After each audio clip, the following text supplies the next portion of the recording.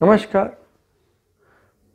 पिछले कुछ वीडियोस में कमेंट्स में मुझे पूछा जा रहा था कि बच्चों के रेखाओं के बारे में देखना चाहिए नहीं देखना चाहिए, बच्चों की कैसी रेखाएं देखनी चाहिए और किस हाथ से देखनी चाहिए, बालकों का हाथ कैसे देखें। एक तो ये बहुत कॉमन सा प्रश्न हो गया है। दूसरा आप ये देखते हैं कि बहुत लोग मैंने देखे बहुत चिंतित हैं छोटे बच्चों की रेखाओं को देखकर, छोटे बच्चों की आयु के संबंध में रेखाओं को देखकर और छोटे बच्चों के जीवन के संबंध में रेखाओं को देखकर बहुत चिंतित हो जाते हैं, बहुत जल्दी वो डर जाते हैं। बच्चों के बारे में यदि आपको जानना है तो मैं कहूँगा उनके हाथ के बारे में विचार ना करें, उनकी जन्म कुंडली से ही भविष्य जानने की कोशिश करें। छोटे बच्चों का हाथ देखना चाहिए या नहीं देखना चाहिए, ये बहुत गहरा विचार है। इसके बारे में प्राचीन ग्रंथों में जो संदेश है, जो संकेत हैं, उनके बारे में भी मैं आपको इस वीडियो में बताऊंगा। तो सबसे पहले हम ये जानते हैं कि छोटे बच्चों के हाथ के बारे में प्राचीन ग्रंथ क्या कहते हैं। उनमें से केवल एक ग्रंथ के बारे में आपको बता देता हूं। हस्त संजीवन नामक एक पुस्तक है, उसका रेफरेंस मैं आपको यहां दे रहा हूं। ये किताब क्या कहती है? द्वादशाब्दानि रेखाणाम न तादृक् स्पष्टता भवेत्। 12 वर्ष तक की आयु में रेखाओं में स्पष्टता नहीं आती है। तो 12 वर्ष तक की आयु के बच्चों को हम हाथ देखकर ठीक ठीक निर्णय नहीं कर सकते कि वो बच्चे के हाथ में जो दिख रहा है असल में वही सत्य है क्या।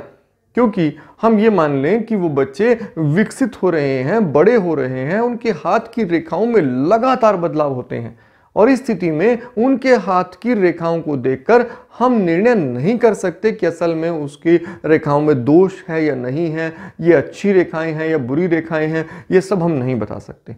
दूसरी बात, अगली बात वो कहते हैं तत्परम, उसके बाद 3 वर्षाणि, 3 वर्ष तक, यानी कि 12 के बाद से 3 वर्ष तक, तत्परम उसके बाद से 3 वर्षाणि वाम हस्ते क्षणम शिशुः। उसके बाद से आपको 3 वर्ष तक बच्चे के केवल बाएं हाथ का ही परीक्षण करना है। आप यहां 2 बातें महत्वपूर्ण देख लें। एक तो ये कह रहा है कि 12 वर्ष तक बच्चे के हाथ में रेखाएं नहीं देखनी चाहिए क्योंकि वो स्पष्ट नहीं है।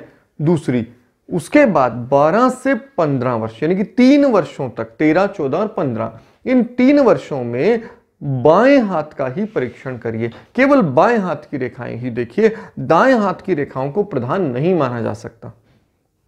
अब यहां भी मैं आपको विशेष रूप से बताता हूं कि इसका वैज्ञानिक रहस्य क्या है, इसका वैज्ञानिक आधार क्या है। अगर हम देखें तो बच्चे का, अगर हम हाइट की बात करें, आप एक बच्चे को देखकर नहीं बता सकते कि उसकी कद कितना लंबा होगा क्योंकि वो बढ़ रहा है। आप उसे, कुछ लोग मानने लगते हैं कि बहुत छोटा सा बच्चा है तो ये तो छोटा ही रह गया, और अचानक देखते हैं कि वो 1 ही साल में बहुत लंबा हो जाता है। अलग अलग बच्चों में ग्रोथ रेट जो है वो अलग अलग आयु में अलग अलग होती है। एडोलेसेंस पीरियड जो होता है उसमें बहुत तेजी से बच्चे बदल रहे होते हैं, उनके हाथ में, उनके शरीर में बड़े हार्मोनल चेंजेस हो रहे होते हैं। ऐसी स्थिति में हम 15 वर्ष तक की आयु को ऐसा लेते हैं, कुछ शास्त्र 14 वर्ष कहते हैं, कुछ वर्ष 15 वर्ष कहते हैं। उनके पहले तक की आयु में हाथ की रेखाओं को देखने की मनाही रही। मैं स्वयं परंपरा से मानता हूं कि 14 वर्ष तक बच्चों के हाथ न देखने की परंपरा हमारे पूर्व विद्वानों में रही है। अगर आप पिछले कुछ वर्षों पहले प्राचीन विद्वानों से मिले हों जो अभी तक 20-50 वर्ष तक पहले तक जीवित थे, आप उनसे अगर बातचीत की होगी तो वो ज़्यादातर लोग ये कहते हैं कि भाई हाथ की, बच्चों का हाथ नहीं देखते हैं। ये आपको सामान्यतः एक धारणा विद्वानों में प्रचलित मिलेगी और वो कहते हैं कि 14 वर्ष का हुआ या नहीं हुआ, यदि नहीं हुआ तो इसका हाथ नहीं देखना चाहिए। तो ये विशेषता क्यों है? कुछ 14 वर्ष मानते हैं, कुछ 15 वर्ष मानते हैं, कोई 16 वर्ष भी छोड़ देता है। अब ऐसी स्थिति में हाथ क्यों नहीं देखना चाहिए? क्योंकि रेखाएं बहुत तेजी से बदल रही हैं, वो इतनी तेजी से बदल रही हैं कि उन पर यह विश्वास करना ठीक नहीं, उन पर यह विश्वास करना मुश्किल है कि वो जो कह रही हैं वो असल में सही होगा क्या। लेकिन कुछ रेखाओं को हाथ में देखने के लिए कहा गया है, जैसे कि आयु रेखा को आप हाथ में देख सकते हैं। आयु रेखा का मतलब यहां शास्त्र में जीवन रेखा नहीं है। आयु रेखा का मतलब आपको हाथ में मिलेगा जो हमारी हृदय रेखा है। तो हृदय रेखा जो है वो आप हाथ में देख सकते हैं, वो अक्सर तेजी से नहीं बदलती है, बहुत धीमे तरीके से बदलती है। लेकिन असल में छोटे बच्चों का हाथ नहीं देखना चाहिए। फिर छोटे बच्चों के भविष्य का निर्णय कैसे करें? इसके लिए विद्वानों ने मत दिया कि भाई इसके लिए आप जन्म कुंडली का विचार करें। आप जन्म कुंडली देखकर भी भाग्य को बड़ी स्पष्टता से और बड़े साफ सुथरे तरीके से बता सकते हैं। तो क्यों ना सिर्फ जन्म कुंडली देखकर ही उनके भाग्य को बता दिया जाए। इसीलिए आप देखिएगा कि प्राचीन में बच्चों का हाथ ना दिखाकर जन्म कुंडली बनाने का ही विधान प्रचलित है, और जन्म कुंडली बहुत बेहतर तरीके से बता देती है। एक साथ ही अपना दूसरा मामला भी है कि कुछ चीजें हाथ में नहीं बदलती हैं। जैसे कि कुछ लोग जो है सीमेन लाइन के साथ, जिनकी हृदय रेखा और मस्तिष्क रेखा बिल्कुल एक है और सीधी है बिल्कुल। अब ये जो लाइन है, ये रेखाएं मोस्टली बच्चों के हाथ में जन्म से होती हैं, ऐसी रेखाएं नहीं बदलती हैं।